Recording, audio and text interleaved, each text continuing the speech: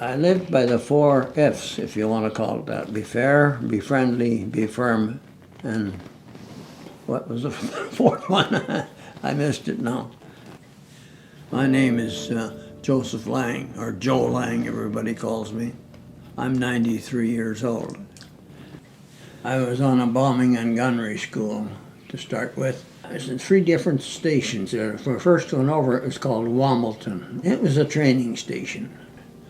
And then I stationed and posted to a new division called the 6th Group Servicing Section. And we were sent to Linton on Ooze. And there was 6 Canadian stations called 6th Group Command. And we were in a circle of about 20 miles of each other.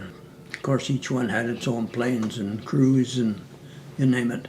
The main objective was that if one of the other Canadian drones needed some help, we would have to pack our toolbox and go down to that drone and help them get their aircraft back into place. We did all our flights at night because they weren't the fastest plane or the most heavily armed. As I said, 1 tail gunner, 1 in mid-plane, 1 in the nose, and that was about it. And that was machine guns. So you can see how much protection a plane had. They'd be operational every night. And they'd start out fairly early, and they'd be circling the aerodrome and gaining altitude because after all, they're loaded with bombs. It wasn't exactly a light thing to do. So as they reached their altitude that they expected, all 6 aerodromes would do the same thing. And then they'd amalgamate and go over to Europe as a bunch. So you maybe have 500 planes going over there all at one time. So then they'd drop their bombs and then turn around and come back, if they all made it back. They didn't always make it back, of course. If there's a motor shot out, they'd take it out and send it to us. And then we'd have to rebuild it. We made a deal with the sergeant. We would turn out a motor a day. There was 5 of us on a crew. And there was 8 crews, so that means we turned out 8 motors every day, where they were turning out about 75 a month. And for that, we wanted a day off every 2 weeks.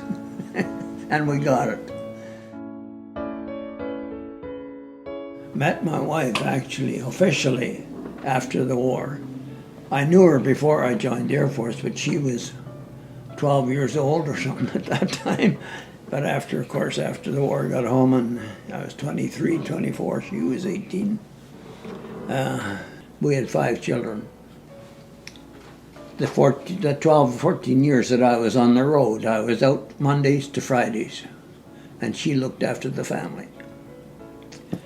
And I thought she did a marvelous job. Picture of my wife is probably, I say good morning to her every morning and I say good night to her every night. That's a practice that I've taken up and I enjoy doing it. Enjoy the good things in life. And don't sweat the bad ones.